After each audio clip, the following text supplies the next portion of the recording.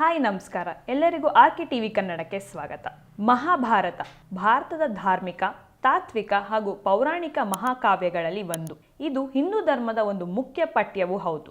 ಮಹಾಭಾರತದಲ್ಲಿ ಕೆಲವೊಂದು ಕಡಿಮೆ ಪ್ರಚಲಿತವಾದ ವಿಷಯಗಳ ಬಗ್ಗೆ ತಿಳಿಯೋಣ ಬನ್ನಿ.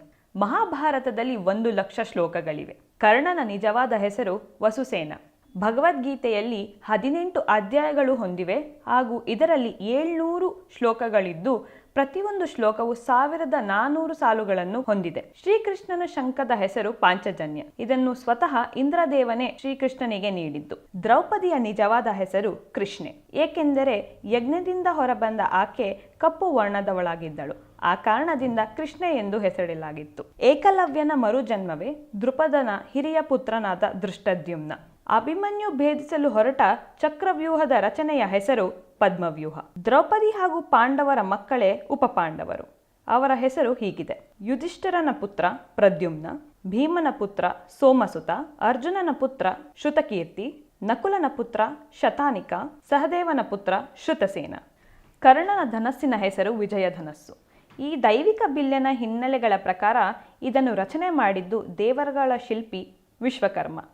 ಇದು ಕರ್ಣನಿಗಿಂತ ಮುಂಚೆ ಇಂದ್ರದೇವನ ಬಳಕೆಯಲ್ಲಿತ್ತು. ಹಲವು ದಂತಕಥೆಗಳ ಪ್ರಕಾರ ವನಪರ್ವದಲ್ಲಿ ದ್ರೌಪದಿ ಹಾಗೂ ಪಾಂಡವರಿಗೆ ಹೆಣ್ಣು ಮಕ್ಕಳು ಜನಿಸಿದ್ದರು. ಅವರ ಹೆಸರು ಈ ಪ್ರಕಾರದಲ್ಲಿದೆ: ಯುಧಿಷ್ಠಿರ, ಸುತಾನು, ಭೀಮ, ಸಂಯುಕ್ತಾನ, ಅರ್ಜುನ, ಪ್ರಜ್ಞ ಹಾಗೂ ಪ್ರಗತಿ. ಅಭಿಮನ್ಯುವಿನ ವೀರಮರಣಕ್ಕೆ ಕಾರಣವಾದವನು ಸಿಂಧು ರಾಜ್ಯದ ಚಕ್ರವರ್ತಿ ರಾಜ ಜಯದ್ರಥ.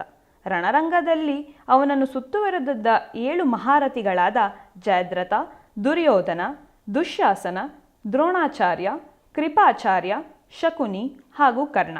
ಅಭಿಮನ್ಯುವಿನ ತಾಯಿ, ಅರ್ಜುನನ ಪತ್ನಿ ಹಾಗೂ ಶ್ರೀಕೃಷ್ಣ ಬಲರಾಮರ ಪ್ರೀತಿಯಾದ ತಂಗಿ ಸುಭದ್ರೆ. ಈಕೆಯ ನಿಜವಾದ ಹೆಸರು ಚಿತ್ರೆ. ಅದರ ಅರ್ಥ ಉಜ್ವಲ ಹಾಗೂ ಸ್ಪಷ್ಟ.